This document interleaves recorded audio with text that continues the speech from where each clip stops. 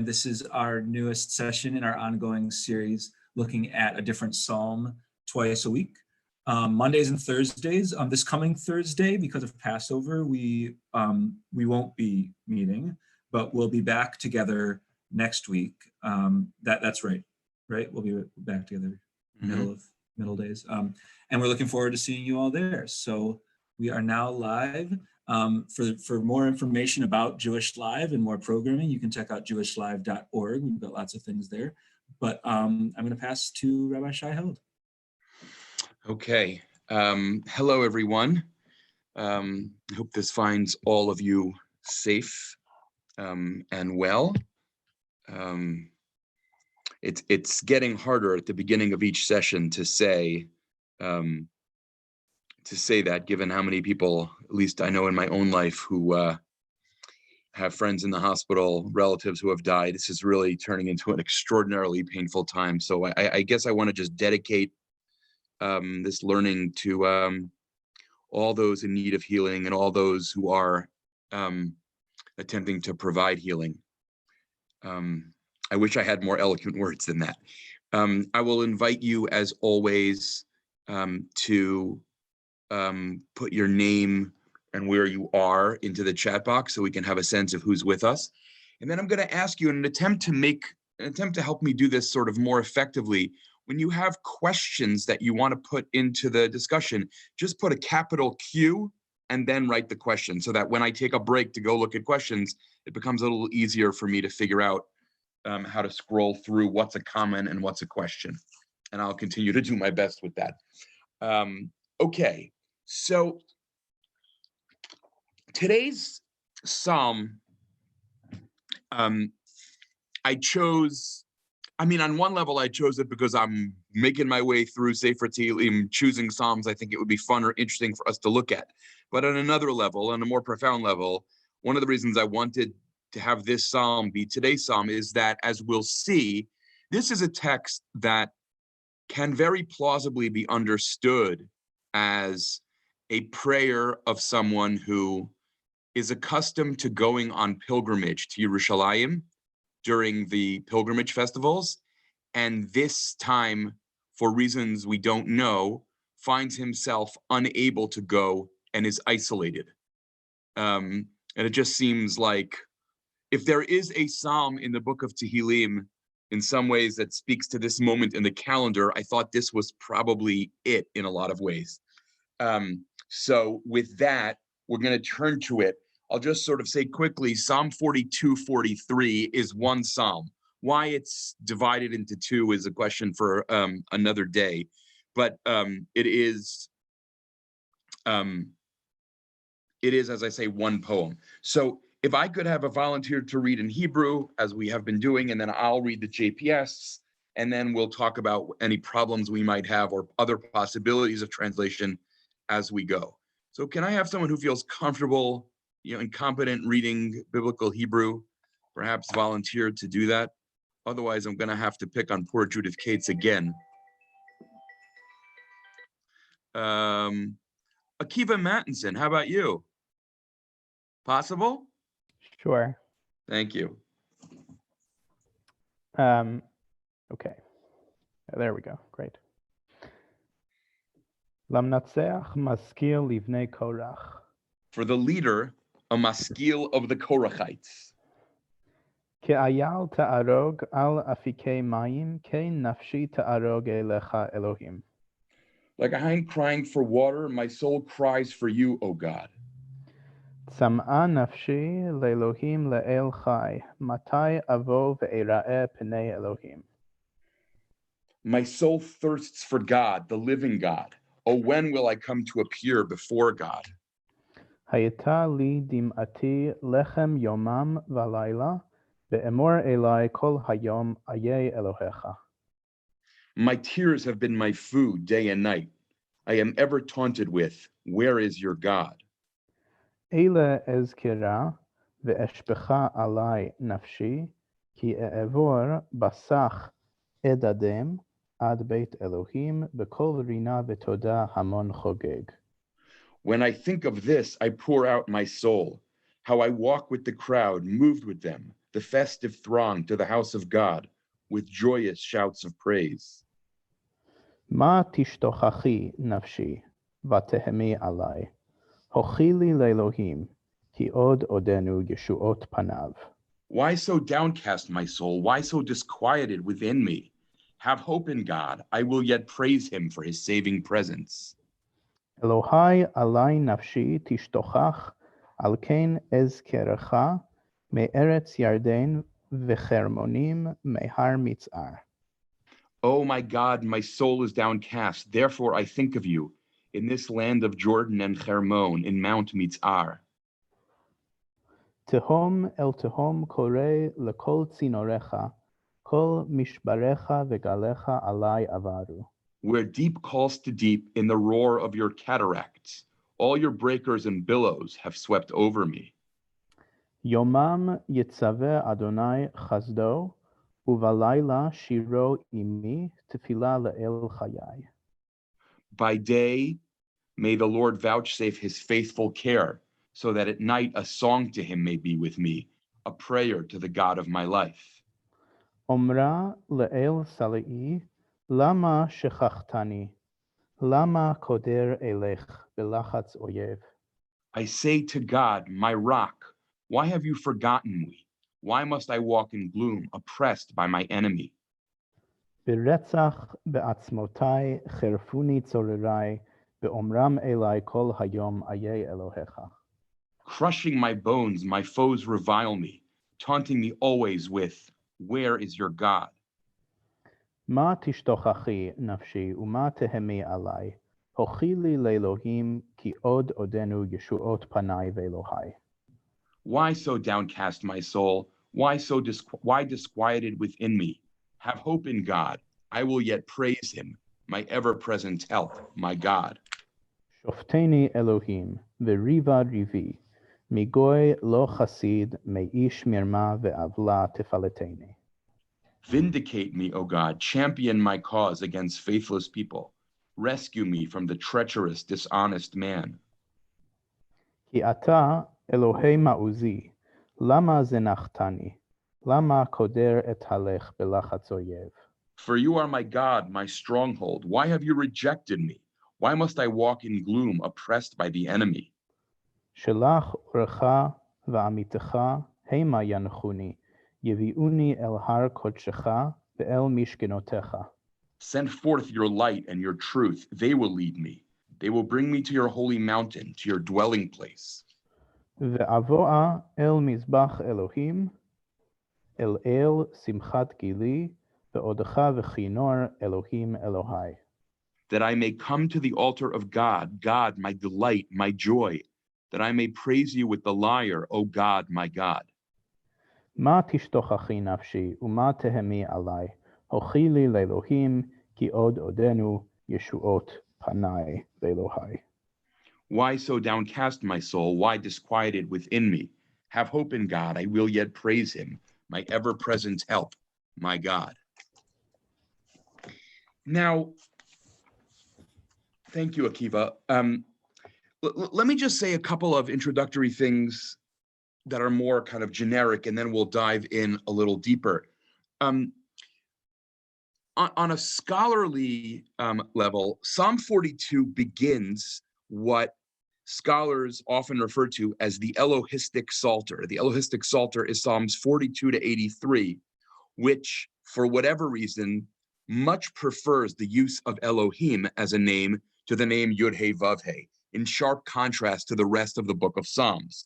You can look, for example, at the awkwardness of chapter 43, verse 4, where the psalmist refers to God as Elohim Elohai, which one might imagine originally said Yud-He-Vav-He Elohai, Hashem Elohai.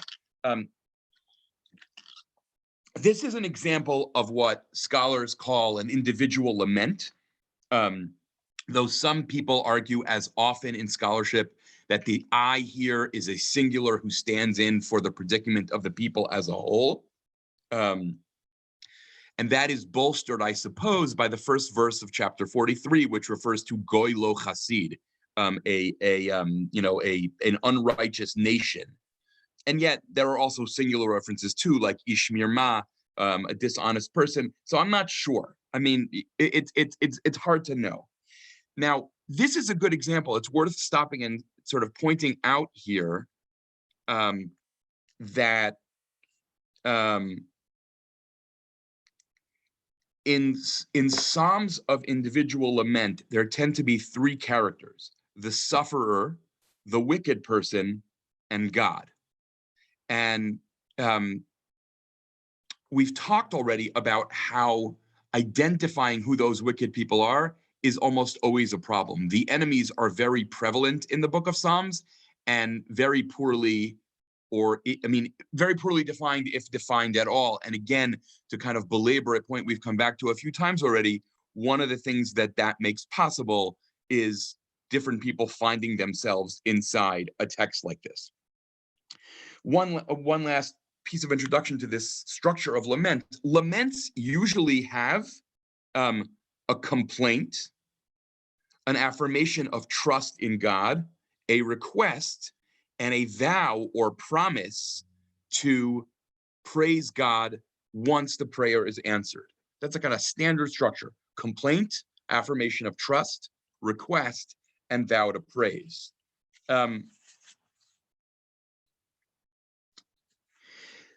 The thing I want to say here, kind of conceptually, before we read the psalm through, is that I think one of the things that makes this psalm most compelling, or at least maybe I'll say more modestly, most compelling to me, is how readily it embraces the fact that hope and despair can live together simultaneously.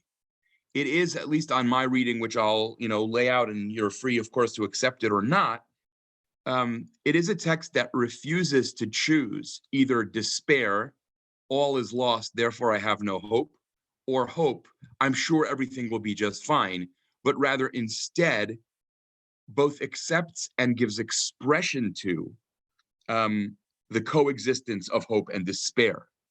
One scholar refers to this psalm as giving voice to the never resolved conversation between hope and despair. One way to see that, if you didn't see it in your hearing it in Akiva's and my reading of it, is the way in which the chorus, as it were, fails twice, right? If you look at verse 5 in Psalm 42, verse 6 in Psalm 42, right?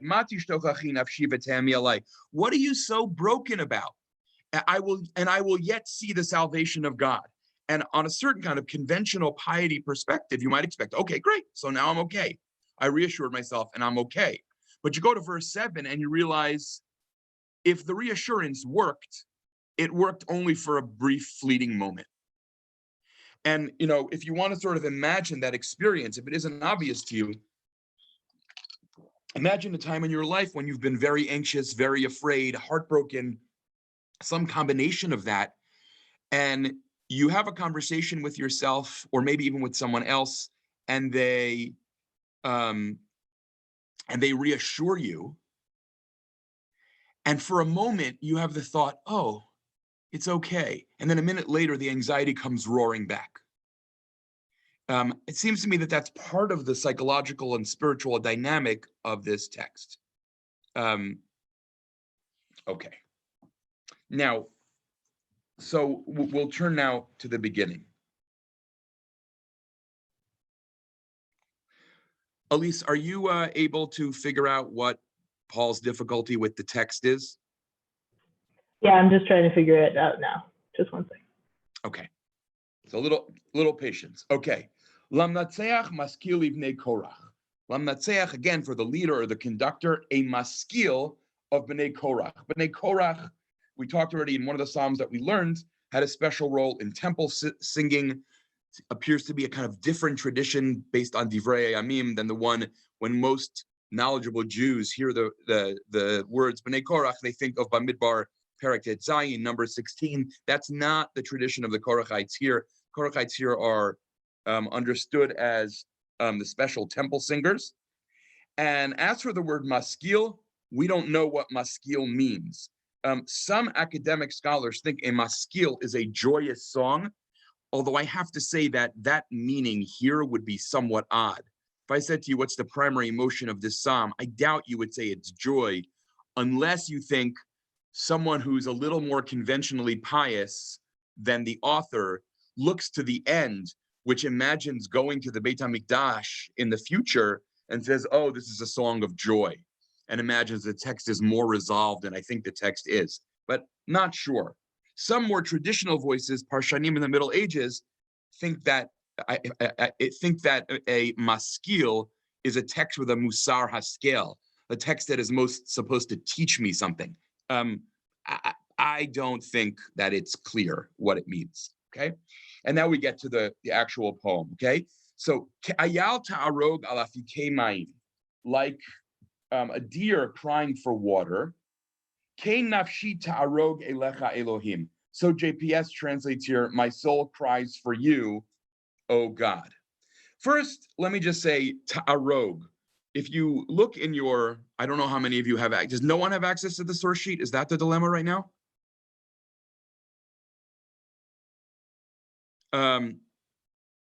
Okay, many people do have access. Okay, it's strange. Okay, you don't need it for what I'm about to say, but you can look if you want. Rashi takes ta'arog to be a verb that is specifically associated with a deer, like the word naham is for lion. Radak, on the other hand, takes ta'arog to refer to panting and crying from intense thirst, which clearly is some version of the meaning here. Others think that ta'arog means to miss or long for something. Hence, for those of you who know Shir HaKavod, Anim Zmirot by heart, you'll notice the parallelism of arag and chamad in that poem. But the meaning in any case is clearly some very deep and visceral longing or thirst. Kein nafshi ta'arog elecha Elohim. Now, JPS renders nafshi here as soul. Many of you have heard me say many times, although there may be some examples, where nefesh means soul in the Hebrew Bible. It is extremely rare. Nefesh usually means a whole being, my being, although the original meaning of nefesh, which I think is extremely significant for this text, the earliest meaning of nefesh is a gullet or throat. And again, if you wonder why the word for throat comes to mean a life, imagine someone comes over and smacks you really hard in the throat. So it's no great shock that many people traditionally imagined that the seat of life was in the throat. I'm saying all this here because I think you have two very different sounds of the poem if you say the following. Like a deer crying for water, my soul cries for you, or O God. Or like a deer crying for water, my throat cries for you, O God. And the difference between them, just to amplify this point, Tzam'a nafshi le'Elohim, in verse 3, my soul thirsts for God. I think much more powerful, my throat thirsts for God. And what's the difference between these two readings? Well, first of all, a throat, obviously, is a much more embodied, physical, raw image. And to put that differently, and no less importantly,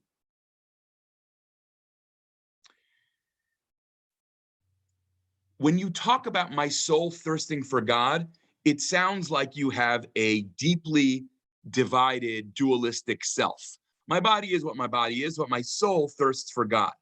I don't think that's the anthropology or the spirituality of the psalm.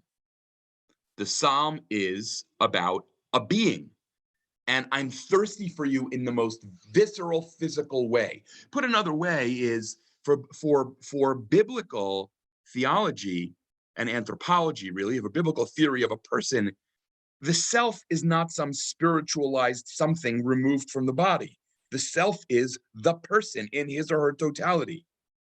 And therefore, I think here it makes much more sense to talk about in this very visceral, physical way, my throat longing for you, God. By the way, a whole bunch of biblical texts that sound very strange otherwise make sense when you register that nefesh can mean throat and that's its primary meaning. When the prophet Yonah laments ba'u mayim ad nefesh, an expression that even in modern Hebrew means, I'm reaching my limits. Ba'u mayim ad nefesh doesn't mean water has come to my soul. It means water has come up to my throat and I'm drowning, right? It makes much more sense that way.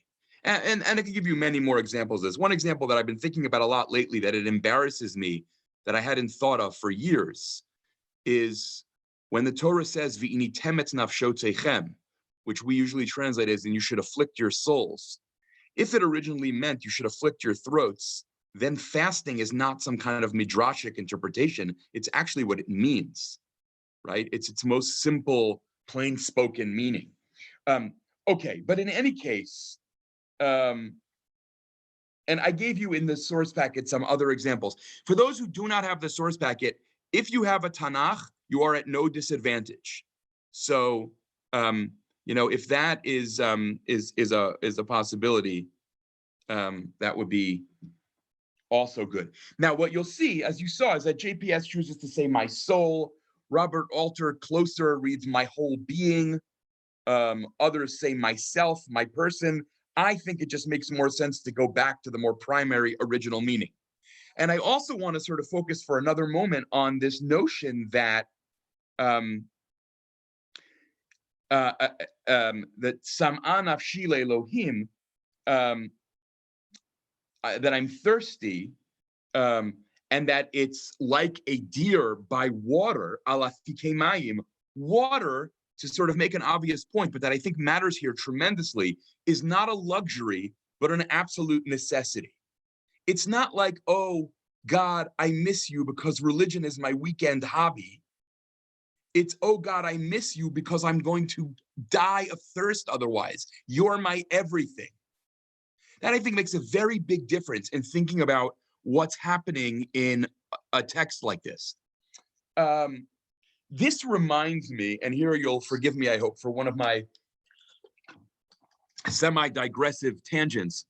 In the introduction to Heschel's Torah Min Hashamayim, he observes something that I think is magnificent. And I have to say, I've never actually checked to see the accuracy of this. But he says, in his very spirited defense of the importance of Agadah, as opposed to merely Halakha, he says that the Tanaim, the authors of the Mishnah, the earlier strata of rabbinic teachers, that the Tanaim refer to Agadah as yayin, as wine. But the Amoraim, the later rabbinic sages, have figured it out, and they refer to Agadah as mayim, as water. And then, because Heschel knew the entire rabbinic corpus by heart, to explain that, he quotes a line from a halachic sugya in the Yerushalmi, and he says, the reason why the Amoraim refer to Agadah as mayim is efshar la'olam below yayin v'i efshar la'olam below mayim. The world can go on existing without wine, but it cannot exist without water. And they understood that Agadah was that basic, that elemental and essential to a Jewish religious life. Okay, I'm going to just skip a little bit and just note the end of verse 3 for 1 second. Matai avo ve'era'eh pnei Elohim, with apologies for those who may be scandalized by this. It seems to me extremely unlikely that this is the original reading of this verse, which partially because it doesn't make great sense in biblical Hebrew. It seems to me much more likely that this verse read, Sam'a nafshi le'Elohim le'el chai, matai avo ve'era'eh pnei Elohim.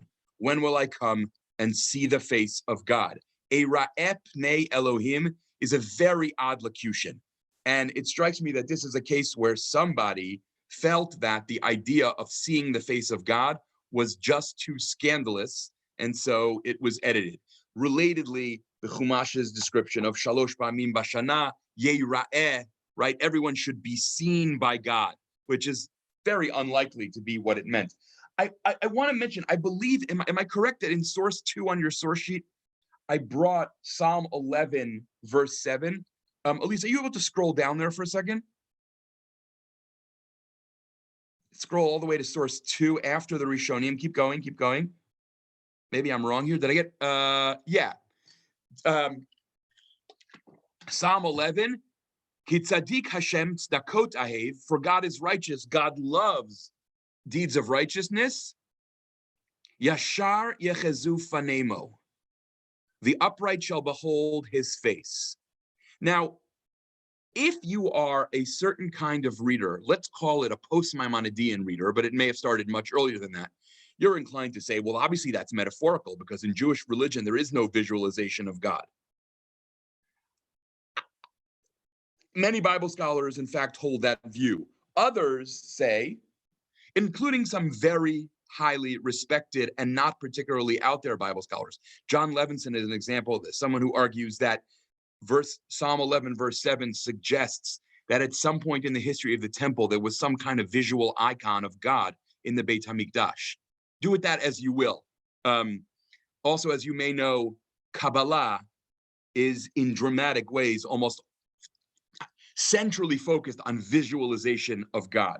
In any case, right, some kind of intense meaning here, I will come and I will see God, either literally or metaphorically, gets, I think, edited down by someone who finds that reading too bold, too out there, too radical. Okay? Now, we go to verse 4. Haitali dim'ati lechem yomam v'layla. Now, you should notice here, instead of being nourished by God's presence, instead, he's left to eat his own tears. I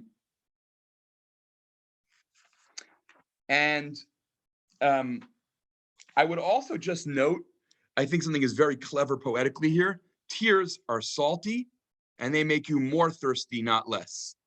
So someone who's complaining about being thirsty for God and being forced to eat his own tears is only growing more desperate as he goes, right? Swallowing your own tears is not the way to quench a desperate thirst in your throat. So Haitali dimati lechem yomam v'layla be'emor elai, when they say to me, Amos Chacham in the Mosad HaRav Kook, what's that series called? I'm blanking on the name of that series. Someone can post it in the Mosad HaRav Kook Tanakh. I can't remember now what it's called. I'm sorry. Amos Chacham suggests that be there should be taken at dat mikra. Thank you. Should be taken as because. Whether it means when or because, I'm not sure. So in other words, my tears were my food day and night when they said to me, or as they said to me, or because they said to me, which reduced me to tears, Ayeh Elohecha, when they said to me all day long, where, oh, where is your God? Now, I want you to, for a minute, skip to verse 10, where he says to God, Lama shechachtani, why have you forgotten me? And what I think is important about the progression from verse 4 to verse 10 is that you realize that the taunts of his enemies deepen and reinforce, perhaps even give rise to the supplicant's own questions. You know, God, it hurts me terribly that they want to know where you are. By the way, where are you, in fact? Right? You could think about, in this sense, you can go back to some of your unhappiest moments of childhood. If someone says something to you that is totally devastating, most likely what was devastating about it is there was some echo inside of you that said, oh, maybe that's true. Maybe I really am a loser. Maybe I really am unlovable, right? And there's a way in which I think that the progression here between verse 4 and verse 10 is they're saying, where's God? It's not like he can say, well, I'm unimpressed with that. I'm not sure. And that makes their attack on me all the more painful. Now, Ayeh Elohecha, I think, has the implication God is powerless to help you. I'm not 100% confident about that, but I'm moderately confident about that. Okay. Verse 5. What does the psalmist do? He's in trouble. He wants God. God is nowhere to be found, it seems like. So he does what he thinks for a minute might be the next best thing. He tries to remember times when he did feel close to God. Think, for example, and I brought this in your source packet as well, of Al Naharot Bavel, right? Sitting and remembering what it's like, right? Bezochrenu et Zion. And here he says, Eile eskira ve'eshpecha alai nafshi. This I will remember and pour out my very being.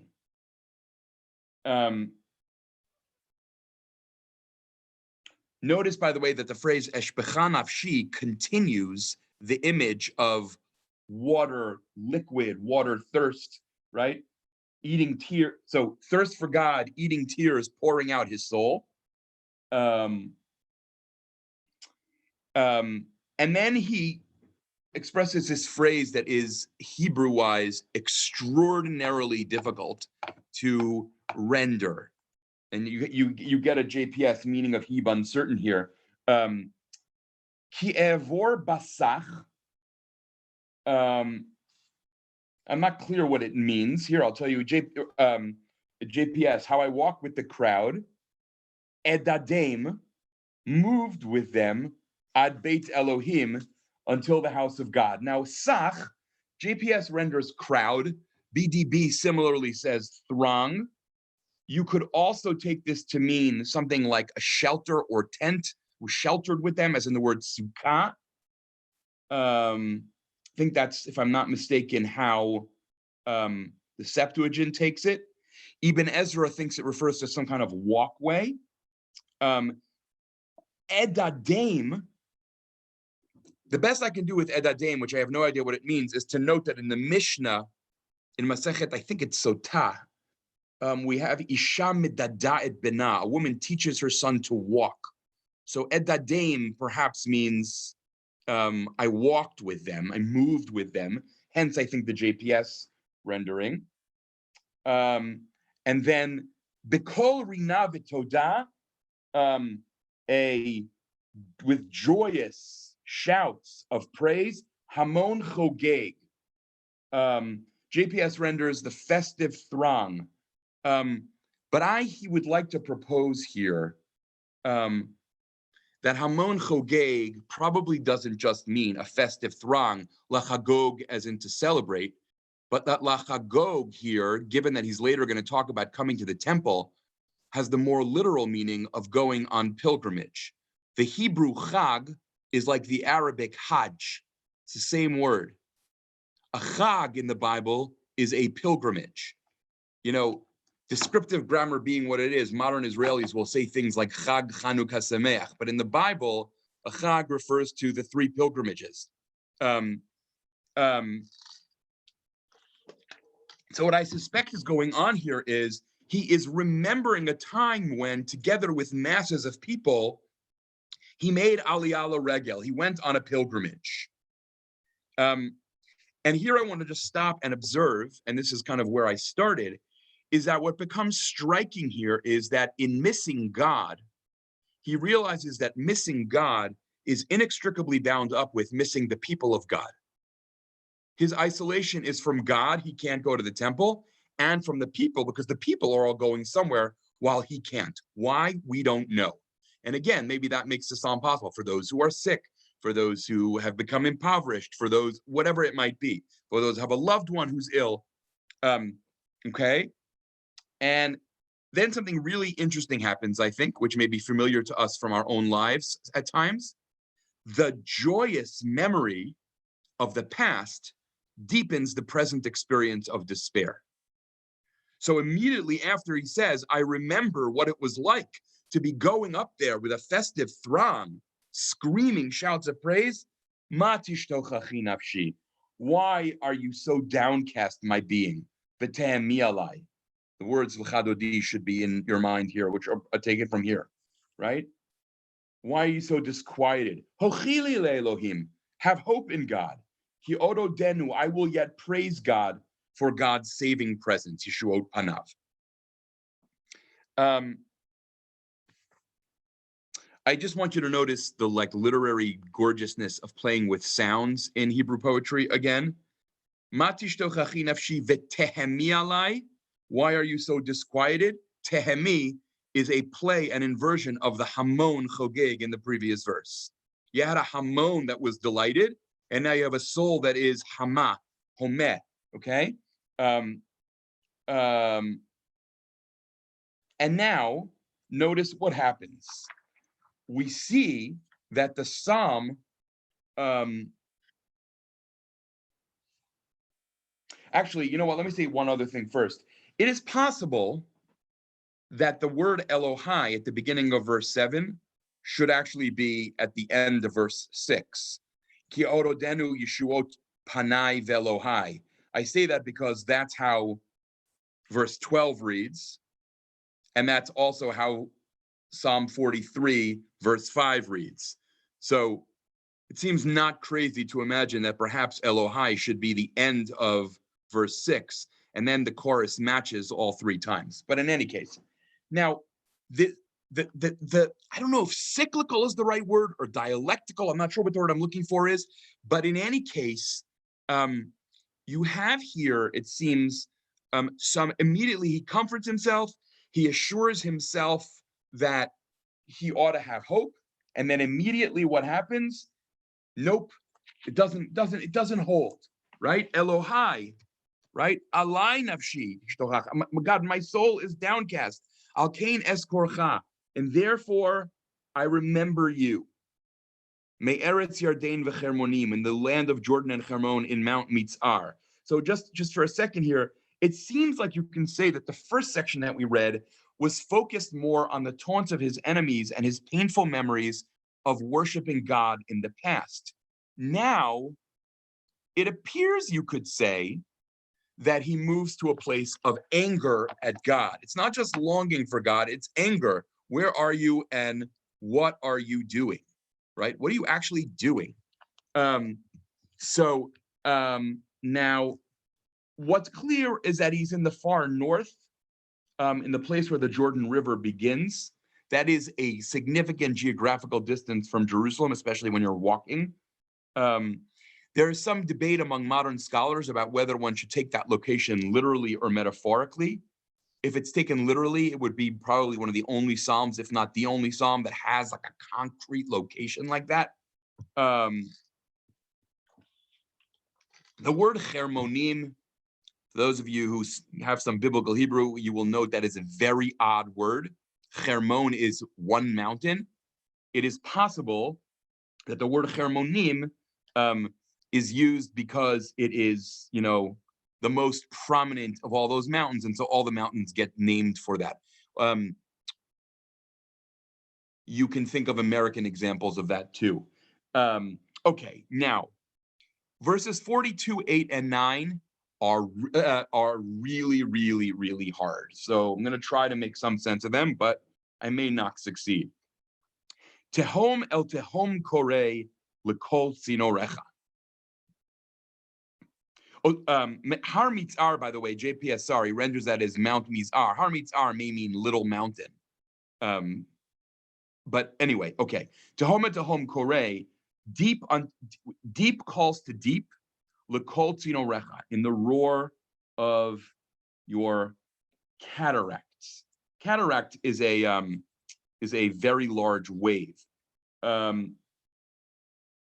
Now, think about what he, and sorry, let's read the next phrase. Kol mishparecha v'galecha alai avaru, all your breakers and billows have swept over me. Notice the return to water imagery. First, there was too little of it. There was desperateness at the water. And then now there's too much of it. He seeks water and finds it, but now he has found too much of it. It's overwhelming, destructive water. To put the point even more simply, he seeks refreshing water. He weeps watery tears, but now he drowns in death's waters. Okay. By the way, did I just say cataract are large waves? Cataract is a large waterfall. I'm sorry, I just realized what I said. Okay, tehom.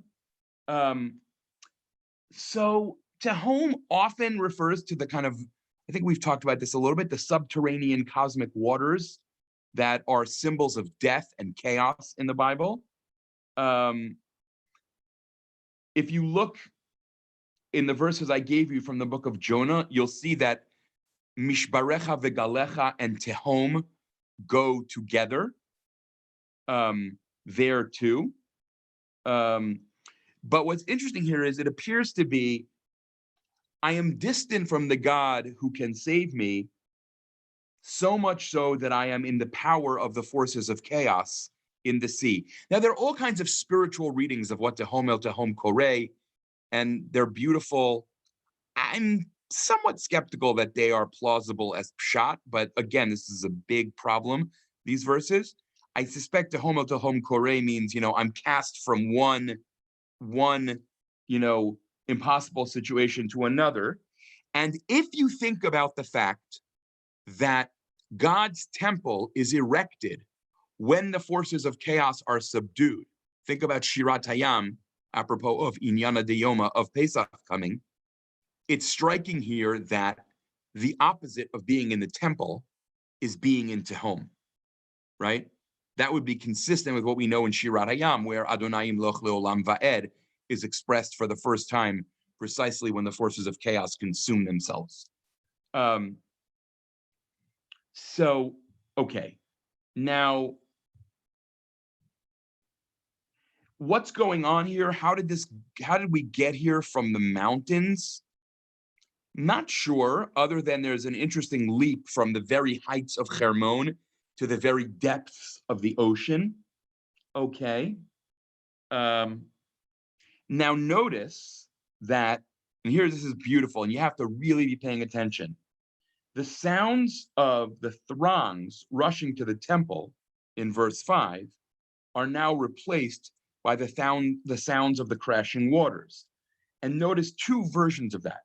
In verse 5, he said, Ki evor basach, as I went through, as I went with the throng. And then in verse 8, Kol mishparecha v'galecha alai avaru, the repetition of avar, first as an expression of joy, and then as an expression of devastation. And there, what he heard in verse 5 was kol rina v'todah, the sound of joy and praise. And here, what he hears as is kol tzinorecha, the sound of your cataracts or channels. Okay? And then kol mishparecha v'galecha, the image here is that he's being absolutely pummeled by the afflictions that God is meting out to him. Okay. Let's go to verse, one second, I just lost everybody. Why did that happen? Okay, let's go to verse 9. I'm a little concerned that I'm not going to get to any questions, but I'm going to do my best. Yomam yitzaveh Adonai chasdo, uvalayla shiro imi, tfilah le'el chayai. Now, not totally clear on the face of it whether this is a statement of trust, like God will do this, or a prayer, may God do this, or even a remembrance of the past of what God used to do.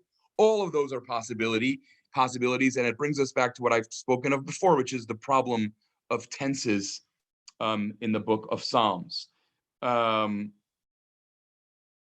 Okay, now, so in other words, JPS has, may the Lord vouchsafe his faithful care. Robert Alter, for example, reads it as a statement of trust. By day, the Lord ordains his kindness, etc. Okay, now, so God, may God or God does, depending on how you take that, it would be interesting to hear you sort of say out how the psalm reads different to you, if it's a statement of trust or a prayer or plea. Uvalayla shiro imi is a little confusing. Does that mean that he hears God's song, or he sings a song to God? JPS goes with B, he sings a song to God. Possible that it means God's song, although I don't know what that means exactly. I mean, I could offer some kind of Hasidic vort about it, but I'm not sure what the pshat of that exactly would be. And then I just would like you to notice the progression from verse 3, where we had El Chai, to verse 9, where we have El Chayai, the God of life, the living God, versus the God of my life. God has become much more personal here, which, right, it's not the God of the living God only, it's the God of my own life, which will only intensify the protest that comes in the next verse. Omra le'el sal'i lama shechachtani. And there, please note the polarity. Please note the polarity, right? I will say to the God who is my rock. A rock is about faithfulness, stability, reliability. Why have you abandoned me? Why have you forgotten me? Right? Sal'i and lama shechachtani will basically repeat in verse 2 of chapter 43. Ata Elohei ma'uzi, you are the God, you are God, my stronghold. Lama zanachtani, why have you spurned me? This kind of expression of, right, the first pole only makes the second pole more anguishing. Now, also please notice that in verse 7, you had the psalmist say, Al kain es korcha, I remember you. And then verse 10 comes the enormously powerful critique, Lama shechachtani, why have you, however, forgotten me? I am the one who has been faithful to this relationship, not you. I remember you, you don't remember me. Now, the phrase, I just want to quickly note, Lama koder elech, why must I walk in gloom? Richard Clifford, who I've spoken of before in this class, speaks about the phrase koder elech as describing agitated depression. That is kind of depression that, you know, you're needing to walk and move around, and suggest that that image is meant to contrast with the stately procession of people singing on their way to Jerusalem. You know, then I was with the whole people. I was moving powerfully with all of them. There was so much joy and rejoicing in the air. Now I walk alone in gloom, agitated. Then he goes on and says, Beretzach ba'atzmotai. GPS here renders crushing my bones and says meaning of Hebrew uncertain. Robert Alter here decides to go extremely literal with murder in my bones, meaning with like an imminent threat of death. I feel that I'm dying, something like that. Another modern translator translates because of the slaughter in my bones. Okay, my enemies revile me. Which what's interesting about that is, it seems like what he's saying is that the taunting inflicts a mortal wound. It's not that they're hitting him. It's not that they're physically, it's like they say these things to me and it's murder. And you could imagine situations where someone says something to you and it's murder. And you can even think, in those of you interested in the history of halakha, all those voices who understand halbanat pnei chavero, the humiliation of another person, as avak ritzicha, as like akin to murder. Okay. And then again in verse 12, Yeshuot panai. Some people think it should say Yeshuot panav. Some people, that based on ancient manuscripts. Okay. Now, chapter 40, sorry, I mean, I should have maybe just said, notice we return to the chorus here, the attempt to buck himself up. It's going to be okay. It's going to be okay. And then again, it's not okay. So verse 43, chapter 43, we move to very directly to a petition now. Shofteni Elohim. Champion my cause. Lishpot here does not mean to judge me. It means to take my side, as in oseh mishpat yatom volmana. I don't think means in that instance to render impartial justice. It means to plead the case of the widow and the orphan. Viriva rivi, champion my cause. Migoy lo chasid, against faithless people or against faithless people. Meish mirma, against treacherous v'avla and lying people, tifalteni. Will you please save me? And then again, that I mentioned before, Elohei ma'uzi, lama zinachtani. GPS renders zinachtani as rejected. Other translations say cast me off. Robert Alter says neglected. That strikes me as altogether too weak for Zanach. Zanach is one of the key words in the Psalms of Lament. They are an accusation that I actually think spurn captures its connotations best. I can give you a whole list if anyone's interested of places in Psalms of Lament where God is accused of znicha. And I think there's also an intensification from shechachtani in 42:9 to zanachtani in 43:2. Zanachtani is stronger. Shechachtani is you forgot me. Zanachtani is you cast me off. It didn't even matter to you at all. Shlach orcha va'amitcha, send forth your light and your faithfulness, I would probably say. Hema yanchuni, they will lead me. Yevi'uni el harkochecha, ve'el mishkenotecha, and to your dwelling place. Now, amitcha, I say faithfulness because I think that that's the more kind of fundamental meaning here. Fidelity, if you will.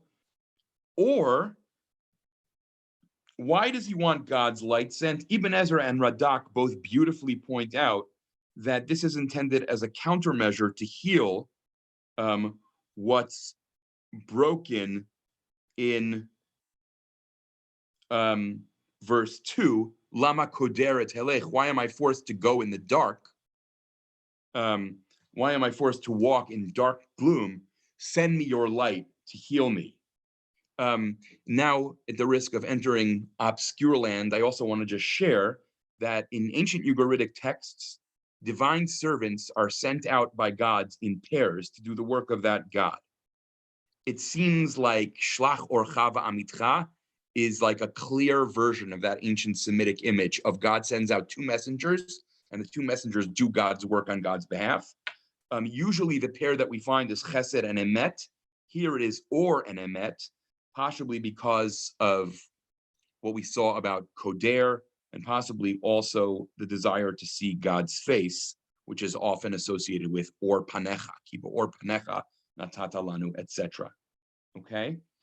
And then he says, why do I want this? Va'avoa el mizbach Elohim, I will come to the God's altar. El simchat gili. Simchat gili is like I'm so bad at grammar speak. It's a construct of two synonyms that serve to intensify the meaning. So simchat gili, it may not be my delight, my joy, may be my greatest delight, my deepest joy, something like that. It's a kind of a superlative. God, who is my deepest delight, va'odecha bechinor, I will praise you with the lyre. Elohim Elohai, oh God, my God. Now, yet again, the stark contrast of standing and celebrating before the altar of God, you would think maybe the image, his confidence is now restored, he's fine, he's going to make it, he's going to be okay. And instead, we have the swing again. Ma tishtochachi nafshi, why so downcast my soul, or my being again? Why disquieted? Right? Again, it's going to be okay. It's going to be okay. What I think is, or one of the things I think is important to note about this text is it makes no pretensions of solving the problem of God's silence or God's absence, and instead makes space, in fact, ample space, for the experience both of alienation and longing, and for the way that those two things feed on each other, sometimes bump into each other. It allows that spiritual and emotional complexity space to breathe. Clifford comments about this psalm in the same spirit of what I'm saying. The poem offers no intellectual solution to the problem of God's absence. It provides instead a dialectical framework for respecting one's feelings, both of alienation and of longing. And I also just want to sort of share one kind of final observation about this that I think is interesting about some of these laments of divine absence. When you complain long enough and forcefully enough and repeatedly enough of the absence of God, you effectively render that absent God present in the text. It's almost like you imagine someone who has suffered a horrible breakup or divorce, and for months, all they talk about is the spouse who's gone. And the spouse who's gone, I mean, it was broken, but they want to keep the spouse there because they're not ready to be apart. Now, that's obviously not a direct parallel, but it's suggestive in the psychology of this, which is if I just keep yelling at you, God, about your absence, then I've sort of brought you into the room. You actually are here with me, almost despite and against yourself. I think that there's a kind of audacity and beauty in that is worth sitting with, if only briefly. And with that, let me try to scroll down and get to some questions. I still have a hard time. Okay, hold on. Bear with me for just a minute. We're almost there.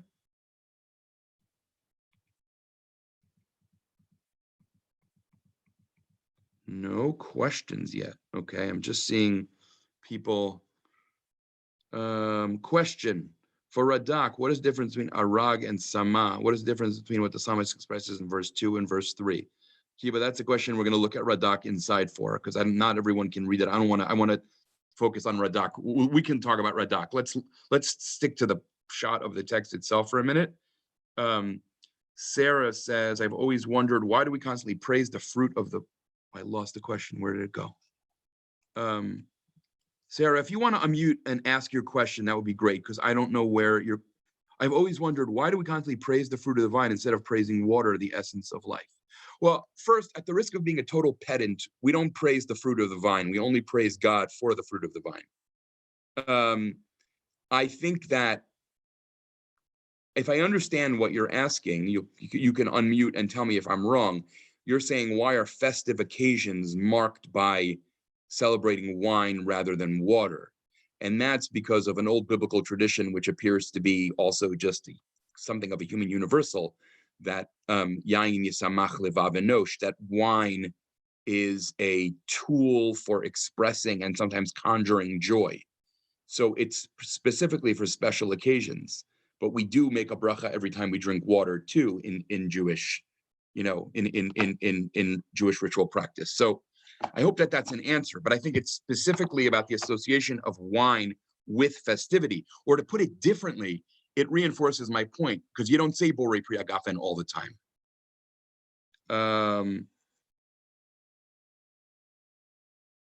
Does nefesh still mean throat in these later verses? These later verses, I don't know which verses you were referring to when you said that. I think it does, although I would understand why someone might want to say that Matish Tochachi Nafshi sounds more like soul than the earlier ones. I'm not convinced, but I understand why someone might want to say that. I would even say that there are certain early rabbinic texts where nefesh doesn't mean soul, but means person. Perhaps most famously, Kol hamatzil nefesh achad miYisrael, kilu hitzil olam maleh, does not mean one who saves a single soul. It is as if he saved a whole world, but rather one who saves a single life. After all, the soul is something that Chazal didn't think that a person could murder. So one thing you can't hurt in the rabbinic self. So yeah, I don't know. Again, I was pretty convinced that nefesh never means soul in the Bible, as many Bible scholars argue. And although I haven't had a chance to read it yet, Richard Steiner, who's a linguist at YU, if I'm not mistaken, recently published a book about the word nefesh in the Bible, in which he argues that there are a handful of cases where he thinks it has to mean soul. For those of you rushing out to the bookstore, you'll let me know how it goes. No, actually, I mean, I think it sounds fascinating, but then I'm nobody's idea of cool. Okay, Ta'anit, maybe Akiva Mattinson's, but Ta'anit's narrative, I flatter myself, Akiva, I'm sorry. Ta'anit's narrative of Choni Magel has the same kind of absent water, dangerous water. Is this a common image? Joey, that's a really interesting question. I need to sit with that question a little bit. Is that a common image? Right? You get more than what you ask for. It is the case. What am I? Oh, there are other stories, right, where there's a drought followed by overpowering rain. I need to sit with that question. That's a very interesting question to me. And there's probably a clear answer that I don't have yet. Leah here says, Yonah goes from nearly drowning to almost passing out from thirst, which is, if I understood your point, a kind of reversal. This psalm reverses that, almost passing out from thirst and then almost drowning in God's, as it were, response.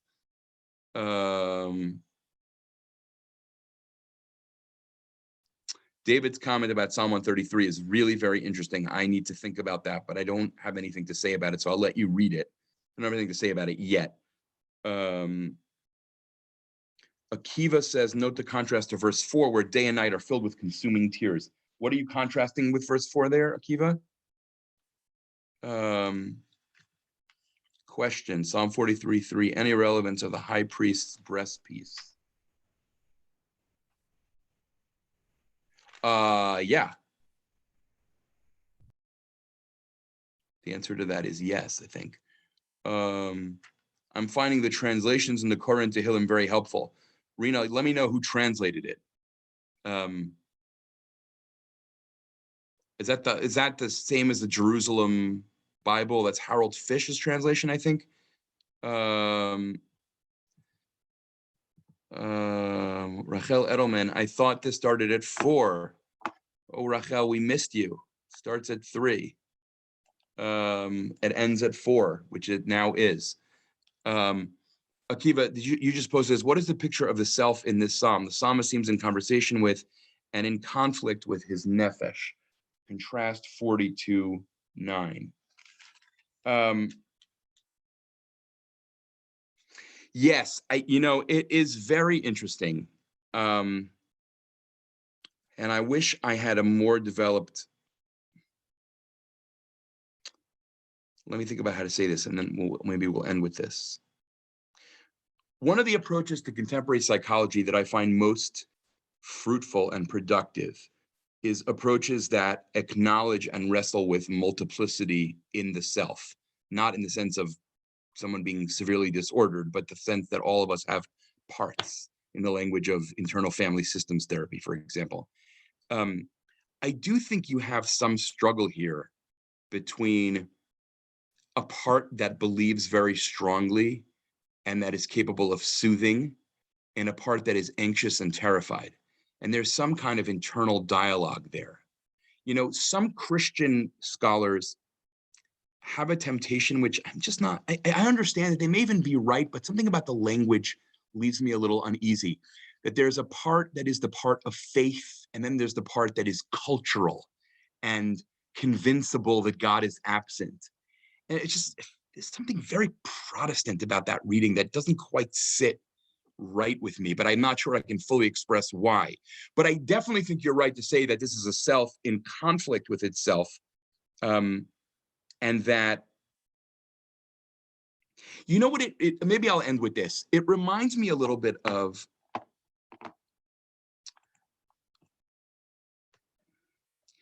something I used to do when I was younger and more brash, when students would come to me and talk about being depressed. I remember sitting with a student once who told me that he was so depressed that he could barely move. And he said, I think his sentence was, there's no part of me that's not depressed. And so I'm not sure exactly what possessed me to say this. I said to him, that's really interesting and sounds awful. But let me just ask you, the part of you that just reported that to me, is he depressed also? And he said, I don't know, maybe not. And I was like, well, that's good, because that means there's some part of you that is still observing the part of you that's depressed. Maybe that part of you can soothe the part of you that says he's entirely depressed. And there's something about that exchange that comes up for me in the reading of this psalm that you're, Akiva, I think, pointing to, which is there is some part of him that is capable of saying again and again, it's going to be okay. It really will. It's really going to be okay. And then there's some other, we might even say bigger, stronger, less restrained, more out of control part that he identifies with, or some major part of him identifies that says, no, it's not. Or maybe it is, but it isn't now. And so I don't really care what you say about the future. So that is a kind of conflict. Now, how we would conceptualize it and the role specifically of the word nefesh in that is really interesting. And that's where you could maybe begin to argue that nefesh, that's kind of what I meant when I said matish tochachi nafshi. You could argue that nefesh there refers to a particular part of himself. I'm not sure based on biblical Hebrew how you would do that, but I'm open to being shown how one would do it. Okay, so let me end as I have been again. It strikes me that these words may sound hollow, but really just sharing with everyone prayers for your health and safety, the health and safety of everyone you love, the healing of those you know who are ill. Wishing you at least some sweetness in Pesach, and the hope that maybe Pesach can give us a glimmer of what it will mean to one day come out of all this. Next Monday, I think we're going to go out of order on Chol HaMoed. We're going to do one of the chapters. I'm not sure yet, but I think we'll probably do one of the chapters of Hallel, and I will let, it'll be on my Facebook page earlier in the day on Monday. Ruth has raised her hand before I close. So what does that mean? Does that mean that Ruth wants to say something? Yes, I mean, she has a question. Oh, question. Okay. All right. I just want to allow people to hang up and go if they need to. But go ahead, Ruth. Tell me your question. No, actually, I apologize. That was a mistake. I was playing around with something and if I'm the Ruth you mean, I did not intend to raise my hand. Okay. Well, I'm glad I got to say hello to you then. Hello, hi. But thank you. But I do want to say, then I can take the opportunity to say thank you. Thank you so much. Chag Kasher v'Sameach to everyone. Take care of yourselves. Yes.